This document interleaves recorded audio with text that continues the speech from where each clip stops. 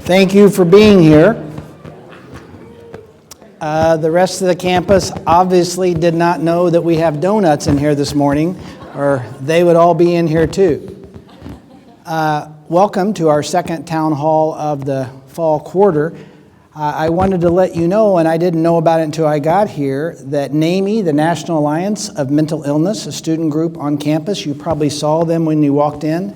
They're hosting a blood drive today. Bloodworks Northwest is all set up in the room right next door. So if you have had a donut and some coffee, you'll be ready to go in there. They accept walk-ins, or you can come back later in the day, but I encourage you, if you have an opportunity, I believe that we get a $500 scholarship if we have at least 60 people participate in that blood drive. So anyway, that's that. So what are we going to do today? Well, today is going to be a little shorter than normal. I'm going to present just about 30 minutes, not 30 minutes, probably 20 minutes, and then I'm going to turn it over to Joe Lawless, our Assistant Chancellor for Strategy and Assessment, and he's going to give the 3-year update on the strategic plan, and I think he's brought a show and tell for you. It's in your seat. If you sat on it, you might want to look below yourself and take a look at that, but he'll tell you a little bit more about that later. The agenda for today is pretty simple. I'm just going to go over a few things that have happened since the last town hall, which was at the end of October. With a campus like this, we have a lot of things happening, though, and I'll just capture a few things that have happened since the last town hall. I will do a short update on what's going on with the budget process. Not really a whole lot has changed with respect to that. We're still moving forward. And then Joe will do his 3rd-year report, and then the two of us will be available for questions afterwards. So is that okay? Everybody ready to go with that agenda? Joe says go, so we're going to go. All right, what's happened? Well, last Friday was the end of the climate survey, and UW-Tacoma did really well. You recall that for the best scientific or research validity in the results, you need a 30% response rate. Look at that response rate. 33.4. And let's hear it for the staff, 72.2. That is outstanding. We did really well. Faculty did really well too. More than half of our faculty answered that survey, and a large portion of our students answered the survey. And that's not the only good news. While that is great news, because the more validity that we have in the results, the more strategically we can answer those findings and work as a campus to address those findings. But also, we can feel pretty well because we outpaced our colleagues.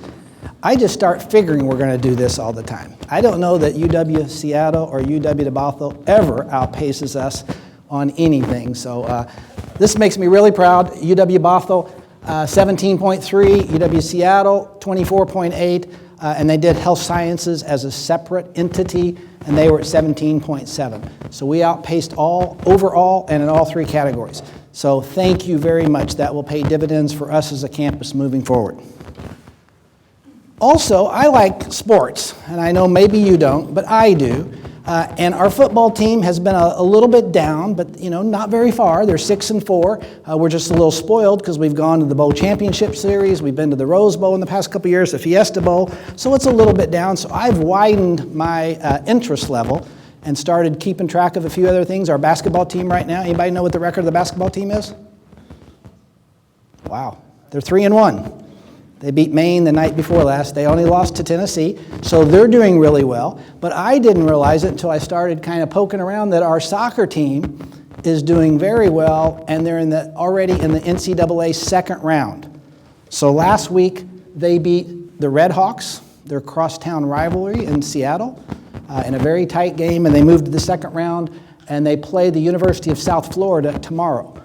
So if your supervisor doesn't mind, turn on the TV at 11 a.m. and watch the women's soccer team. We have a lot of soccer fans around here now, so that's cool. And then speaking of being competitive, our students also do very well. We don't have athletic programs here, but that doesn't keep us from being competitive. Just recently, there was a competition with over 100 teams from 17 different countries. The teams included, you can read right here, MIT, Yale, IBM, but a UW Tacoma team got first place in the IDASH 2019. That's a data privacy and security competition, and students here at UW Tacoma did fantastic. You need to interrupt me for a second. Okay. Microphone pad is maybe a little loose today.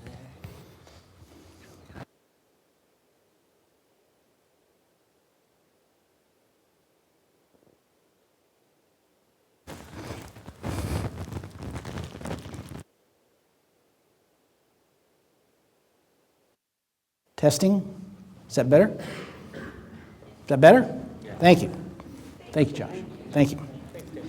So we took first place in this. So let's hear it for the graduate students. Yes.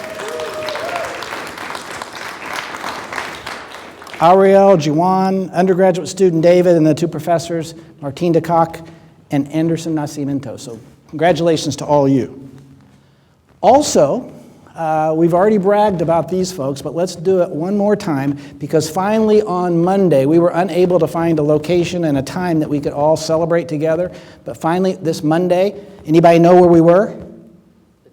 The Dukes, yes. How do you know we were at Dukes? The check's on the table. Okay, yeah, the tablecloth, the napkins and things, yeah. Yeah, we were at Duke's Chowder House on Tuesday for lunch to celebrate with our outstanding Research Award winner, who's Kai-Yi Young, Dr. Kai-Yi Young, our outstanding Teaching Award winner, who is Ananid Urena, and our outstanding Community Engagement Award winner, who's Dr. Michelle Montgomery. And then we have outstanding Staff Award winners that were Anna Marie Almeida, and she actually couldn't come on Monday.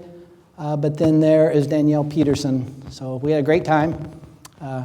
Anyway, congratulations to that group. And then last town hall, I mentioned that we were finalizing our arrangements for commencement, and those are finalized now. Are they finalized now, Brianna? Pretty much? Close? Yeah. That close, okay. So I'm going to put the finalized, this is pretty firm. It's going to be at 2:30 on Monday, June 15th. And we're going to have one ceremony.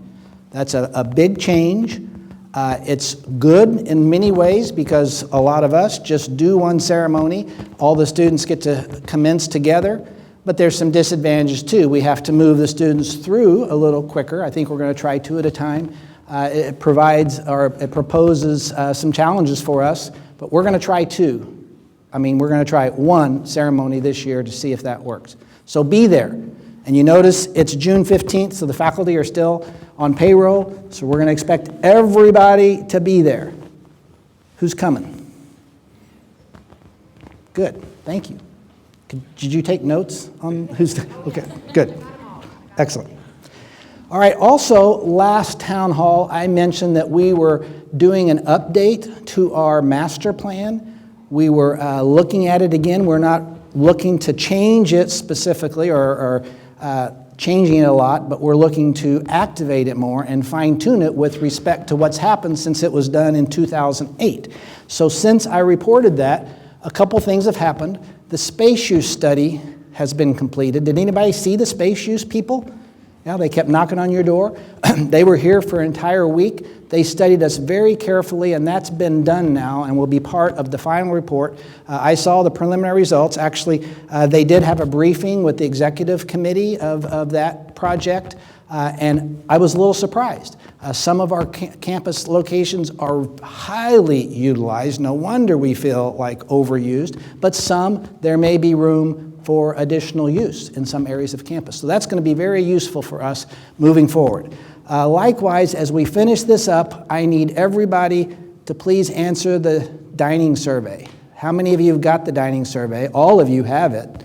How many of you, well, I won't embarrass you, but if you haven't done the dining survey, please do that. That will help us strategically respond to what people on this campus are thinking about food availability.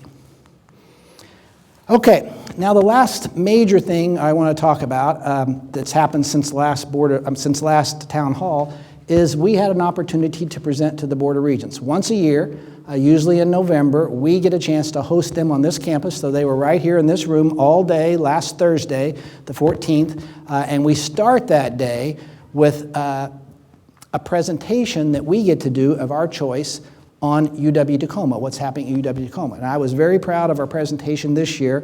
It was in two pieces. The first piece was myself, Dr. Jill Purdy, and Dr. James McShay, and I'll talk about that in a second. And then we followed up with the second piece that was primarily Bonnie Becker and Professor Rachel Hirschberg and a student, Joshua Little. So it was seamless, two presentations over about 30 minutes, and we talked about this topic right here. And the topic was building a model for a 21st century premier. I didn't put that word in the title, but that was the subject of our presentation, Urban Serving University and Design for Social Mobility and Community Impact. So what we did is I reminded them of our aspirations, that we aspire to be this national model for a university that's based on community impact and social mobility, and we're serious about this, and we're going to take the UW brand and get this done.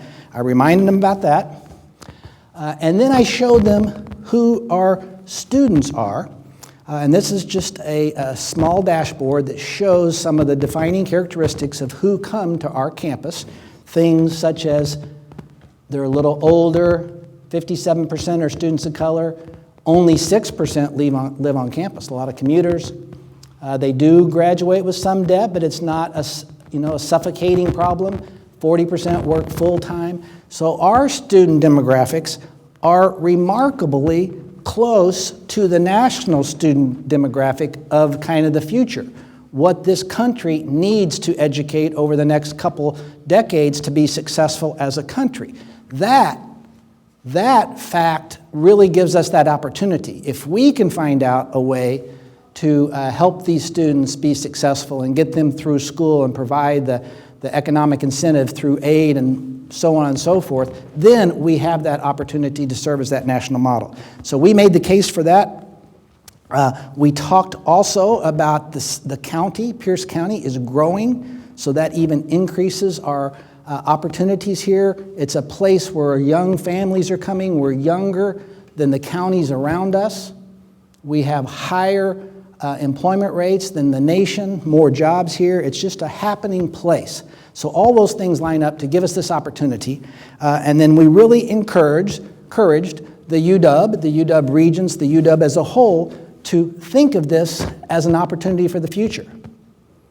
Think of this like they think of the Metropolitan Tract. That's that property they own in downtown Seattle that's paid wonderful dividends for them. They could have sold it 100 years ago when they moved to Montlake, but they didn't. They kept that property downtown. It's been a fantastic asset. So we tried to get them to see us as that asset for the future.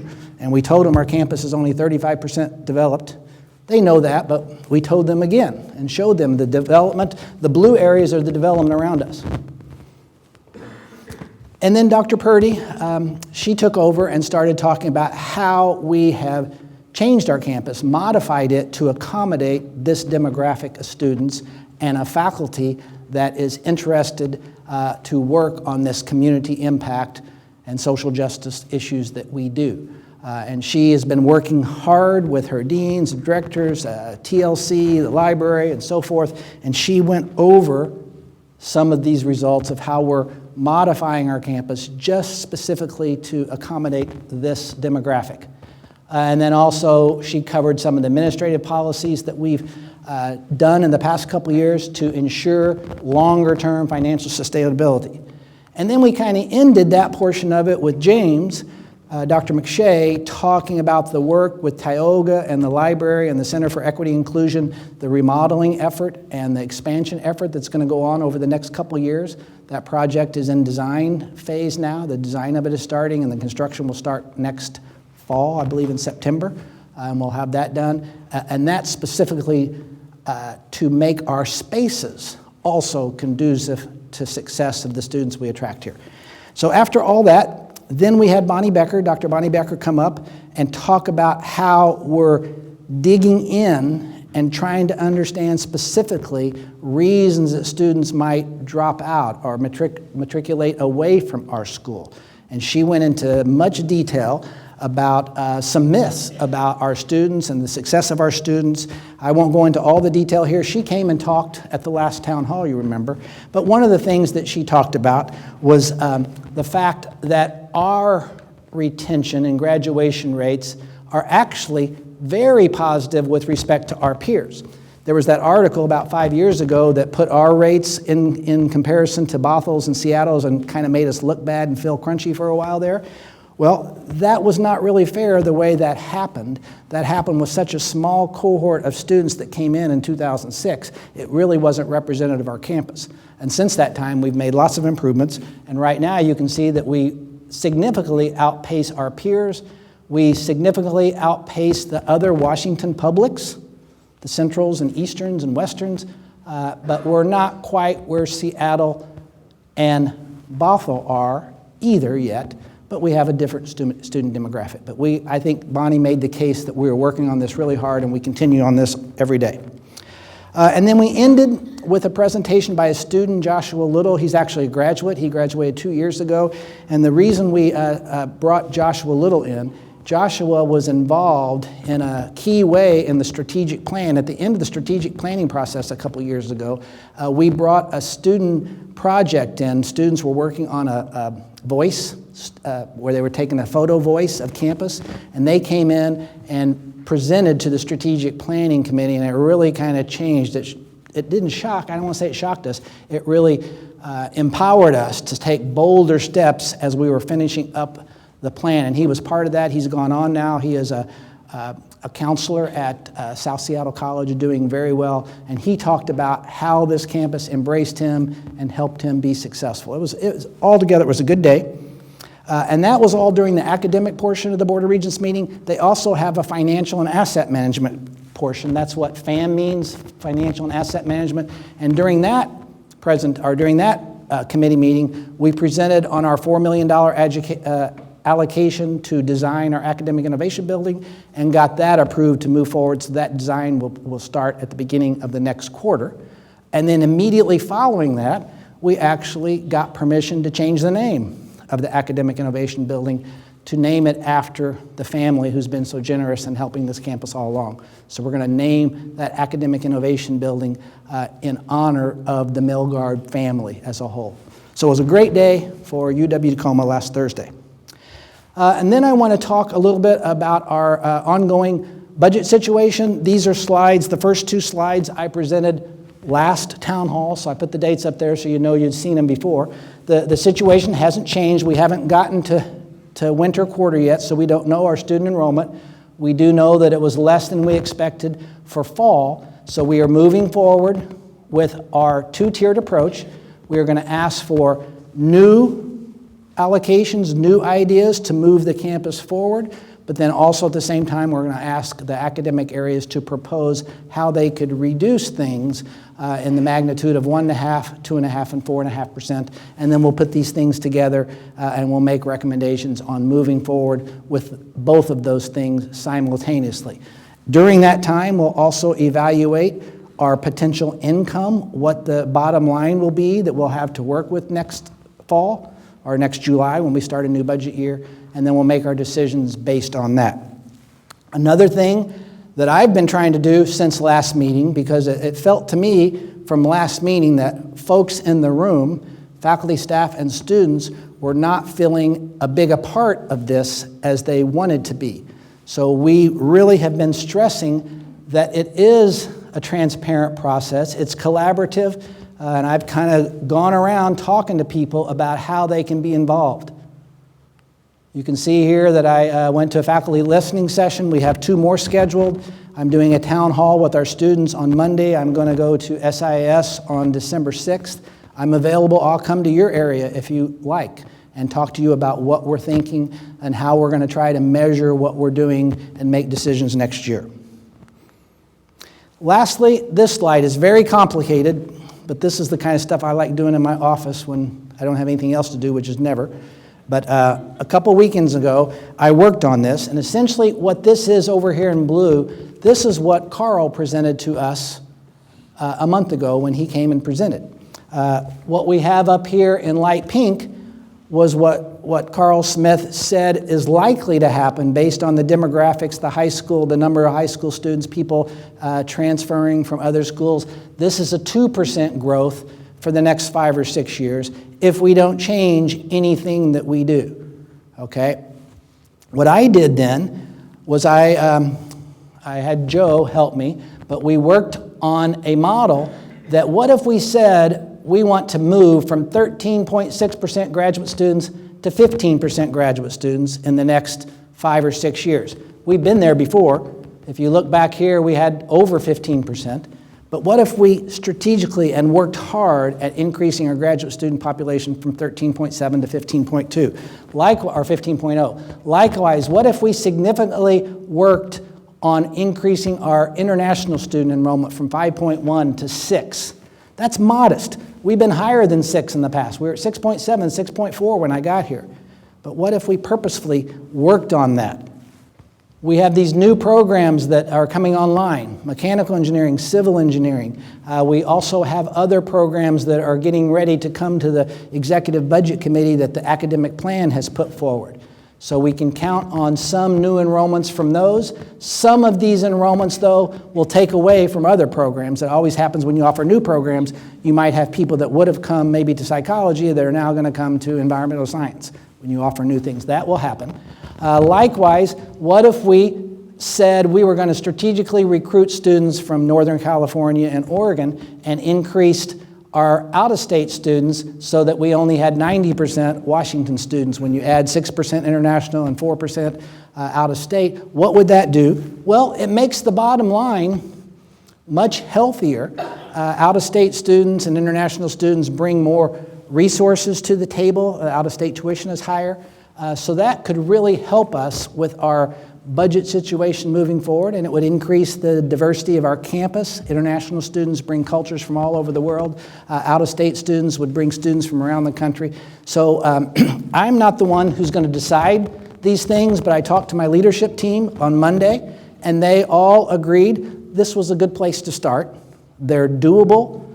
They're a stretch from what we have now, but they're not out of our capabilities. So why not charge ourselves and say that this is what we want to do and then make the campus responsible for that.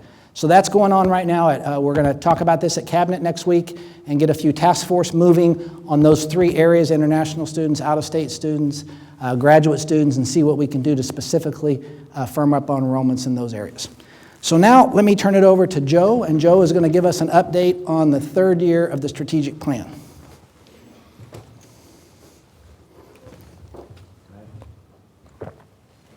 And I get to use this microphone.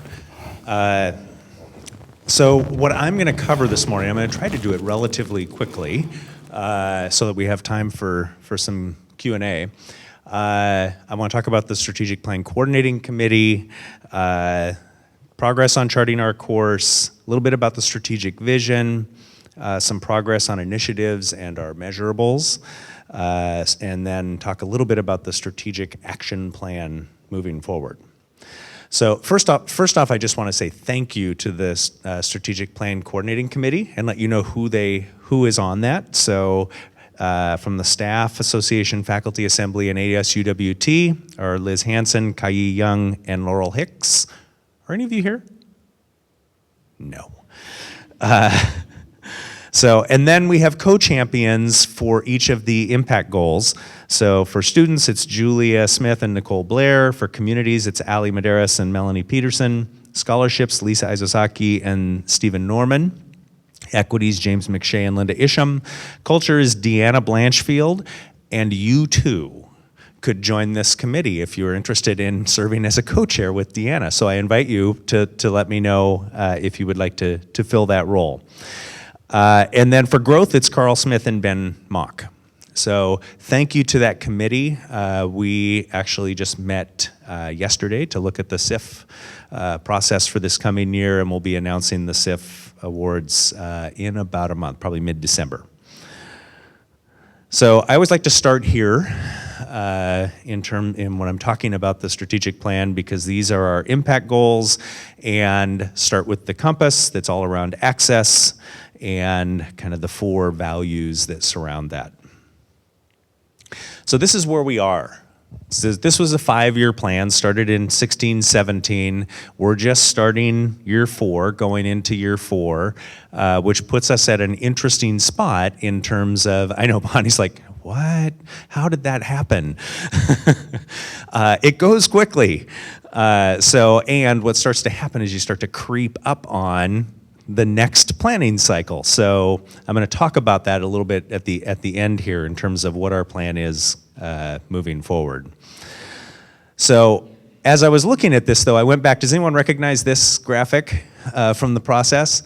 I went back to this graphic, and I was looking through it and seeing what kinds of images were created out of that session. And there was one thing in particular that stuck out to me. And it was this, and it might be someone here that said this, but it was this section here, that the future is something inspiring. And then I really like that if we don't have a vision, we're just a more efficient version of the past. And then a big red circle and X through it, that we don't want to be just a more efficient version of the past. And yeah, I see heads nodding. And that really stuck out to me. And so what Mark had this up here already, and I know when I read it, a lot of times it's just kind of blah, blah, blah, blah, blah, access, excellence, blah, blah, blah. And reading it in a session like this is relatively difficult. So what I did was I asked a friend of mine who is in radio to read it for us.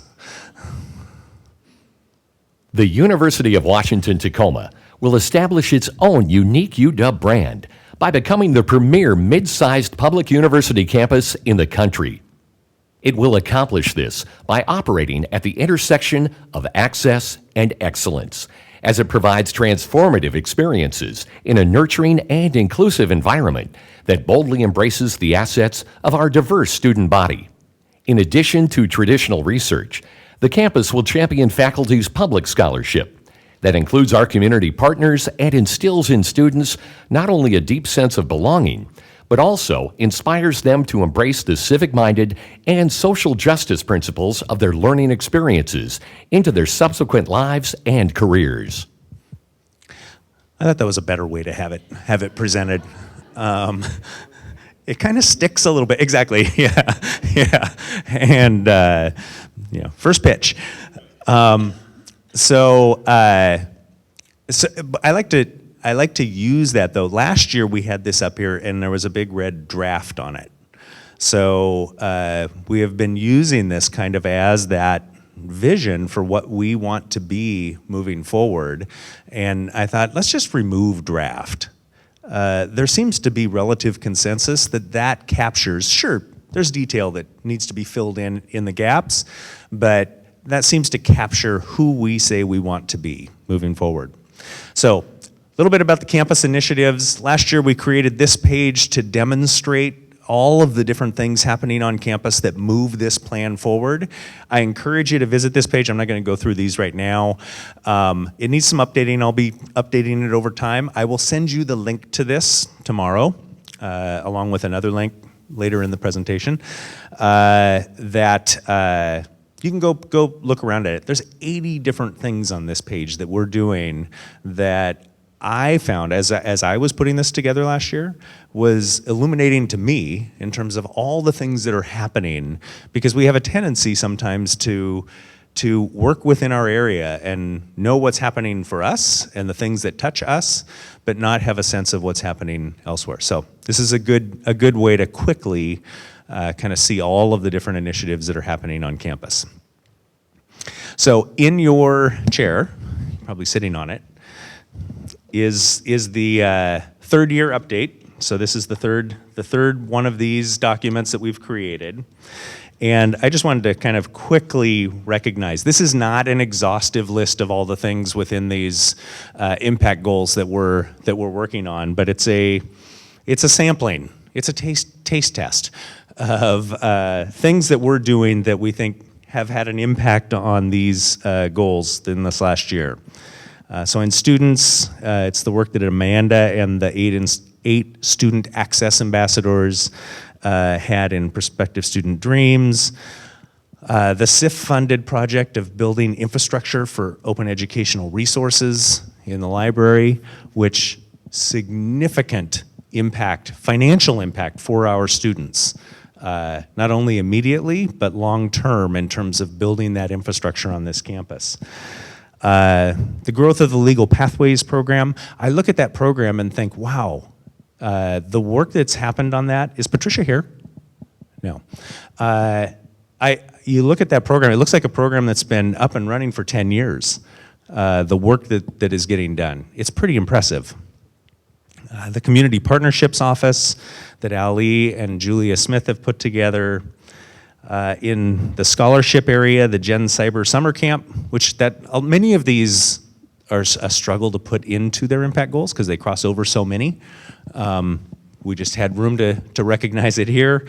And the middle school students that were brought onto campus this last summer, I'm sure you saw many of them. The Cleaning Thornton Creek, which was made into a documentary film for the Seattle Film Festival. In equity, the Race and Equity Institute that your leadership team went through, 20 leaders on this campus went through that over 8 weeks at the beginning of the year. The First Gen initiatives, 56% of our students on this campus identify themselves as first generation college students. And all of the work that Janira and that group is doing to support those students on our campus. In culture, the Student Employee Appreciation Week, we have a lot of student employees on this campus, and recognizing them, and there was the Student Employee of the Year, and there was a scholarship related to that. So that initiative. How many people have listened to the UW Tacoma podcast? If you haven't, I encourage you to do it. There's 17. In season 1, there were 17 episodes? 18? Okay. 19? Oh, wow. I haven't heard all of them yet. It's another way to hear about all of the fantastic things happening on campus and hear about them directly from the people doing those projects. They're a really great way to get immersed in the details of what's happening on campus. The funding of the new engineering programs, the state deciding to fund those in the growth area, that is going to allow us to grow. And then our partnership with CAUSE and the Tacoma Housing Authority on the micro apartments over there that opened up low-income housing to many of our UW Tacoma students and increased our capacity to have more students. We have 96, or what was it, 6% of students on campus, but the more housing we can create in the area, the better off our students are. So just a sampling of some of the initiatives that are going on campus. You add this to that, we identify 2 each year, so this is now 36 that we've done in the last 3 years that we've highlighted. We've done a lot more initiatives than that. So, progress on the strategic plan. So, last year when I started this job, Mark told me we really need a dashboard. And I went back to my desk and I said, wow, it's really challenging to create a dashboard when you don't have objectives, when you don't have numbers to measure against. So I brought a dashboard last year. It looked something like this, that we really tried to pull numbers into. We're a little bit further along than that. So I want to share some of these with you. And what I will do is I will send you the link to this tomorrow along with that other link so that you can come kind of play with this. And so these are our retention numbers. It shows, I believe if actually on the live version, when you hover over this, it'll show you the actual numbers. But this, I believe, is 76% for that cohort. And it shows where people are in that pipeline. And then you can, down here, if you want to look at particular populations, you can sort this and kind of play with it. Time to degree. So again, same thing. These are our time to degrees. First time, first years, just a little over 4 years. Transfer students, just a little over 2. Again, you can look at it, slice it different ways and look at different student populations. I think it's helpful, it's really helpful to see that based upon what your job is and what you're looking for. One of the things that we talked about in the strategic plan is our student and faculty diversity. So this is one of those things difficult to measure if you don't have a goal. So what we did last year was we created the process to identify our 16 peer institutions so that we can measure ourselves against that benchmark. So this is measured against our peer institutions, and these are student underrepresented minorities. So the UW Tacoma is the gold box, our peers are the purple circle. You can see we have been growing increasingly in underrepresented minorities compared to our peers. Asian percentages staying about 10% above our peers, and white staying, this is about a 15% spread, staying about the same. So our faculty compared to our peers, and this is all IPEDS data. So this is coming out of, so that's why the latest information is 2017, because we don't have 2018 data yet to compare it against.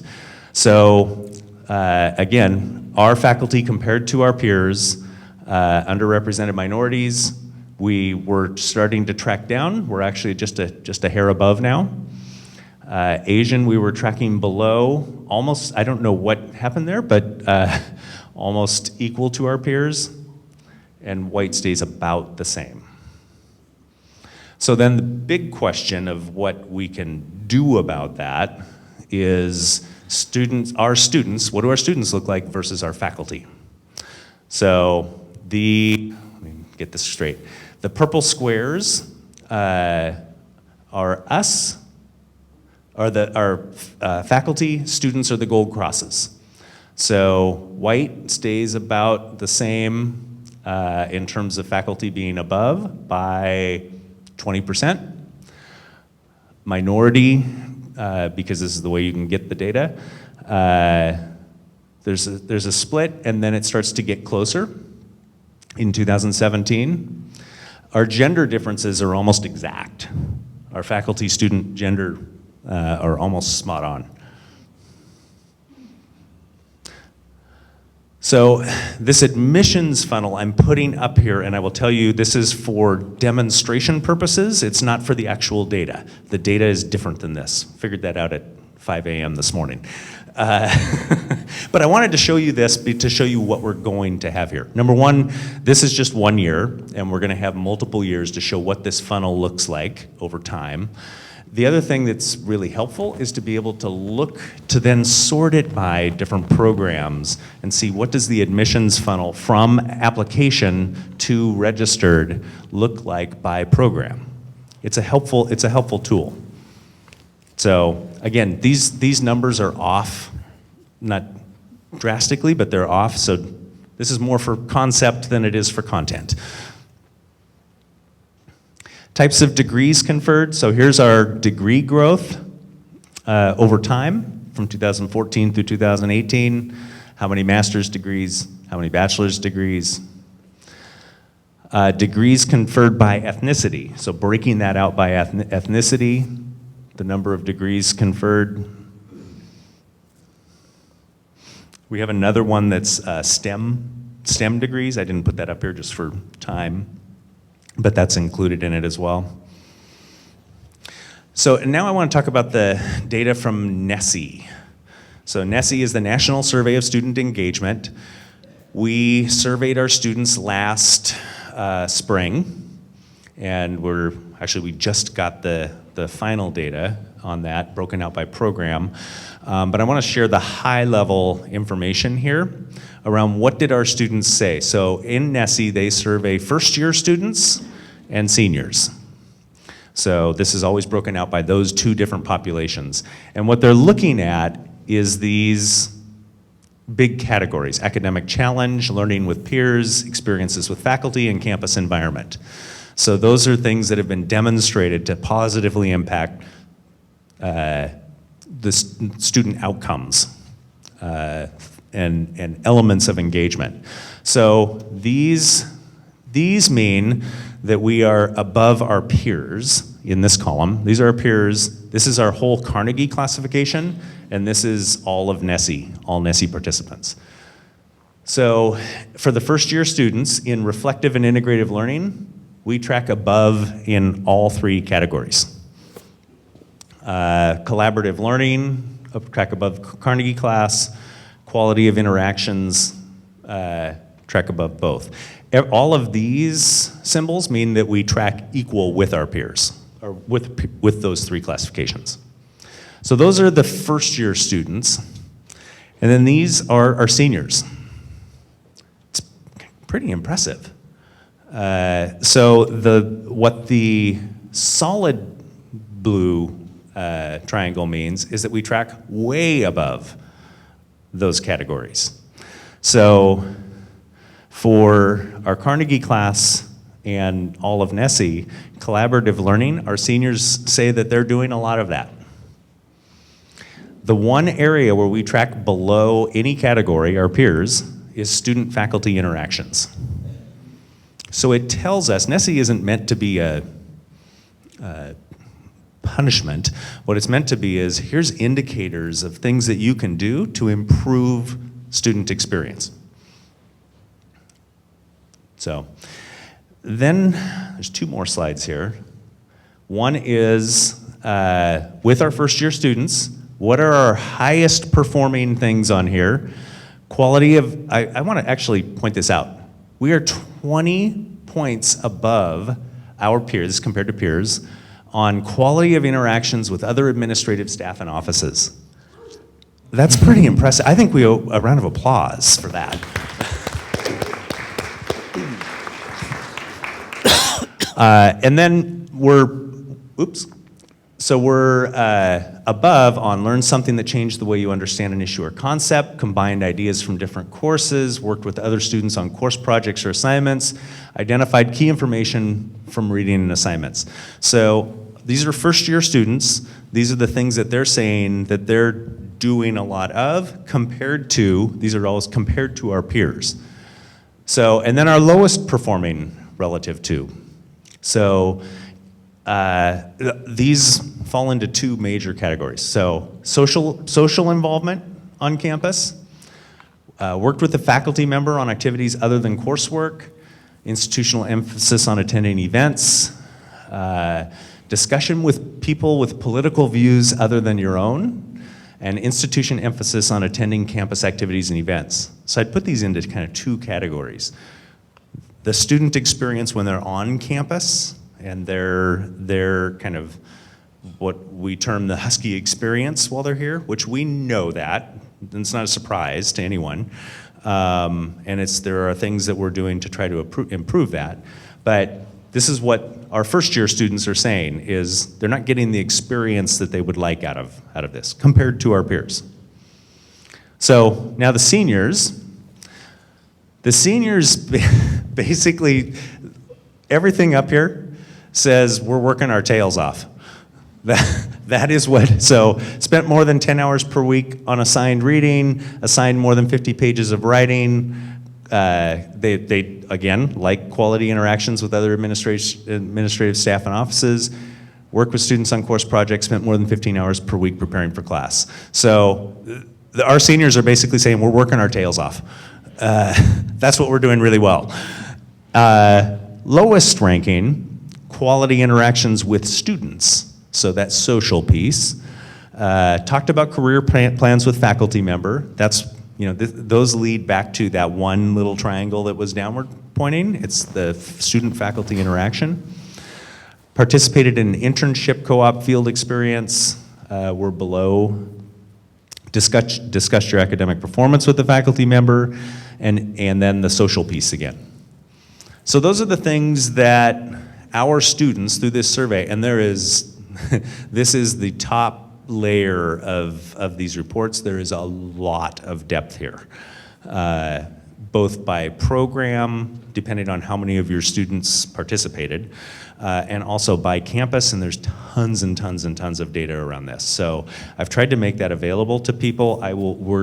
This report, the high-level reports will be on that site I'm going to send you the link to tomorrow.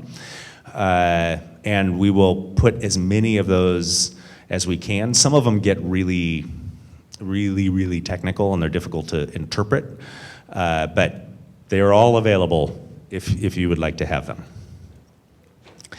So now strategic action plan and how we move forward. So this is pretty quick. So we've been talking about, if you go back to that timeline, that we're going into the year 4, which puts next year the final year of this strategic plan. And what do we do? How do we move forward? Different campuses handle that different ways. One is do a big engagement initiative and engage everyone on campus in refreshing this. My opinion on that is we know that those things, the impact goals that are here, we know that those are pretty much going to stay the same.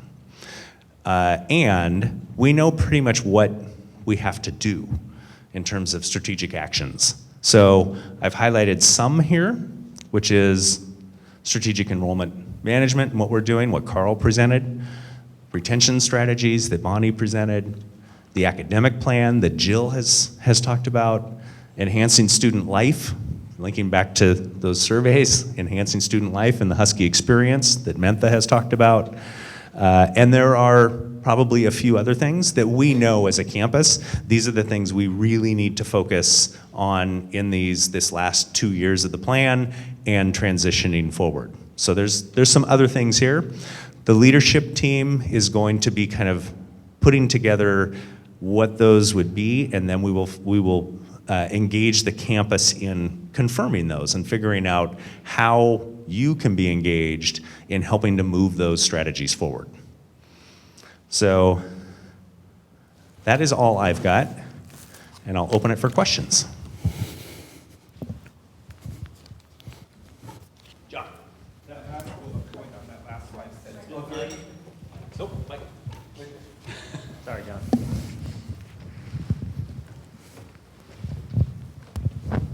that last bullet point on the last slide said other. What are some of the things that fall under other? I'll just give you off the top of my head. One of the things that I know in the next 2-3 years that we need to really focus on, it was on Mark's slide from earlier, which is getting that new building built and opened. Yeah. We know that strategically is important, is going to be important moving forward. And Just an residents' example. life. In that Husky experience, residents' life. Yes. Dining experience, those things that our students have been asking for. Yep. Hi, so thank you, Mark, for showing the iPads data. I just want to clarify for folks in the room what the point we were really trying to make with those data is that the sort of traditional way that iPads looks at 6-year graduation rates of full-time, first-time students is not particularly appropriate at most campuses in the United States. Yeah. And that when you look at our transfer graduation rate, and especially our part-time graduation rate, in the last year reported, which was 2017, in some cases we were higher than Seattle in some of those numbers. And so, having an understanding of the difference between our outcomes with first-year students and transfer students is pretty important. So thanks for showing that. Yeah, thanks for clarifying that too.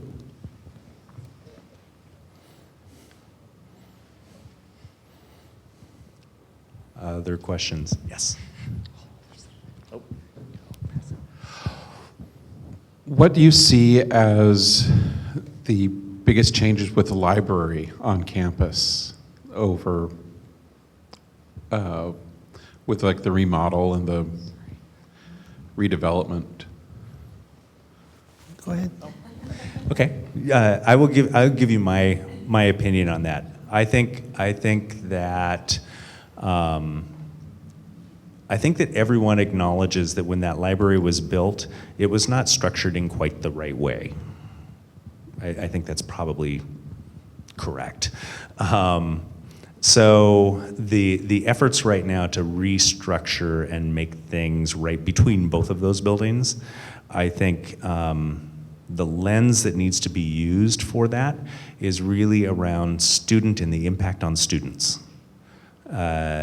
And regardless of how it all gets restructured and the pieces fit together, I think if we use that lens of of what impact that's going to have on student experience, student access to information, student access to services, and getting back to that Nessie thing, their experience here on campus. Not many of our spaces say, welcome, you're welcome here, hang around, stay here. A lot of our spaces actually say, get out of here. I mean, it sounds harsh, but I think that's true. And I think we've made do with what we have on campus, and we've made kind of some nooks and crannies on campus that are working well for what we have. But I think the library can be a place that says, welcome. You, as a student, are welcome. You're welcome here. You're welcome to stay here. You're welcome to take advantage of the services that are available to you here to help you succeed, persist, and graduate. And I'll add to that, if you go to our webpage and go to the campuses and go to the Seattle campus webpage and go to Board of Regents, just type in Board of Regents, what will come up is the Board of Regents schedule, meeting schedule. You can look at the November 14th meeting materials that are there, and there is a presentation that Dr. McShay did that's a kind of an overview of what Joe just said. He's very eloquent in the way he explains the philosophy of what's going into the design of integrating those three areas together, TLC, the library, and the Center for Equity and Inclusion. He's very eloquent in the way he describes that. Also, I wanted to say that this space use study that just got finished is extra information that we're going to have to put into that design as it's going on this year, the types of student spaces that are utilized heavily right now. It would make sense to me to build more of those kinds of spaces as we remodel the library and TLC. So there's more to come on that, but it's moving forward. We're going to break ground on that next fall. There was a question over here. This is Ander, member of the math faculty. I was just wondering, given that the student experience is such a large issue, and given that we have so few students who are residents on campus, whether, and I'd be curious as to the existence of data to support this, but anecdotally, whether parking issues are going to be part of the equation moving forward. I can imagine that the fostering of a good on-campus experience can be really undercut by students needing to run out and hit the meter or jump off campus because they're running out of parking time. And I'd be curious if there might be data to support this, but I'd guess that this probably harms more marginalized students, first-generation students, disproportionately. Yes, you are correct. There would be data that would show that. There would be data to show that if you don't have dining, that also will harm your student retention. We're aware of that, and we're working on that. We are adding some parking spaces as well on campus. We're putting a couple of flat lots, and just last Friday, our student leaders got us a meeting with the city, because you all know that there was a change in the parking up above our campus at the start of this quarter that sent a lot of people into hyperdrive. So they are willing to back off on that and do a study this spring. We haven't worked out all of the details on that, but Vincent is back here. He's aware of that. His city liaison was with us. We're going to do a study with the city to, and I hate to say too much about it because we haven't worked out the details, but essentially we're going to hand out parking, what do we call them? Parking permits to students, first come, first served. We don't know how many we'll be able to hand out yet, and that will allow students to park free again up in that area, but we will capture who's parking where and be able to make strategic decisions that make sense for everybody for next fall. So we are making progress on that as we speak.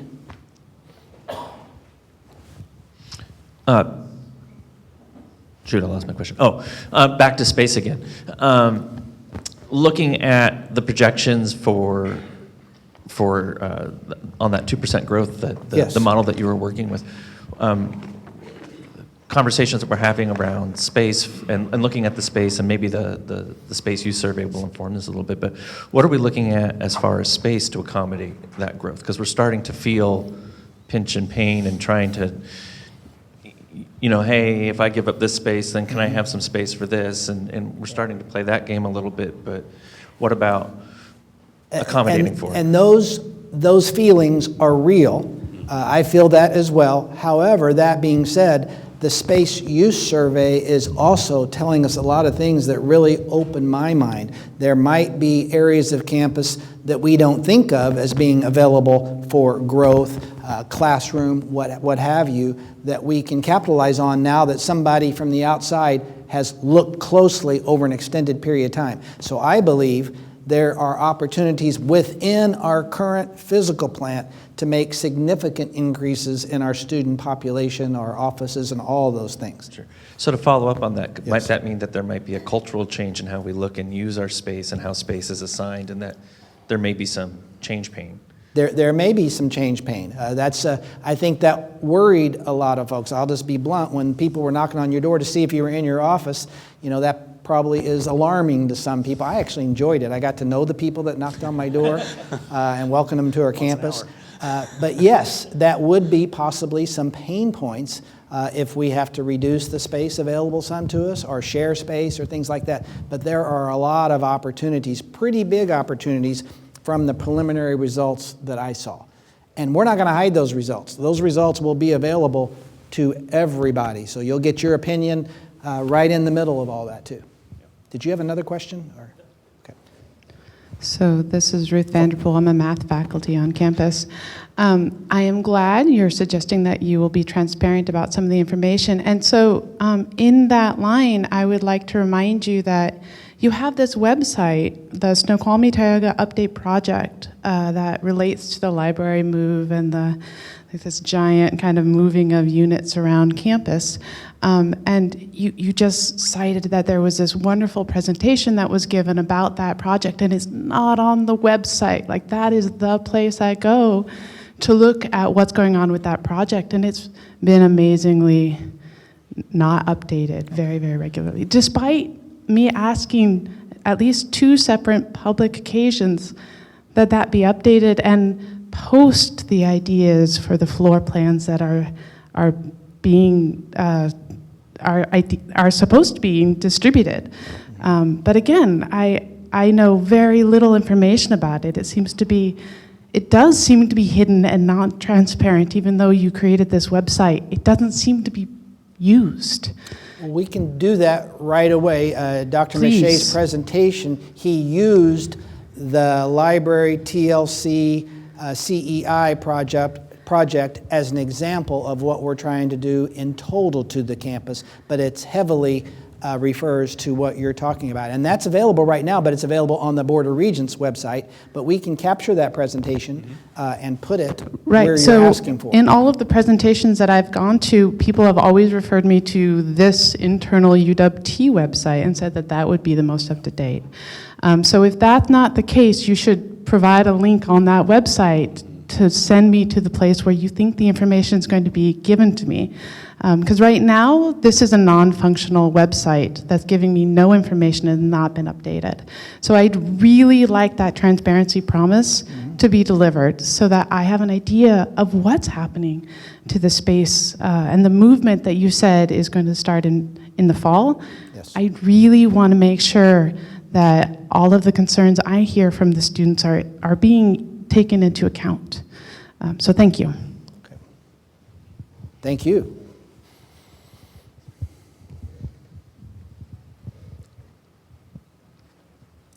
Any last questions, thoughts? Joke of the day? No. Well, I say thank you for all coming. Grab a donut as you leave and give blood if you can today. So we'll see you all soon. Have a good Thanksgiving.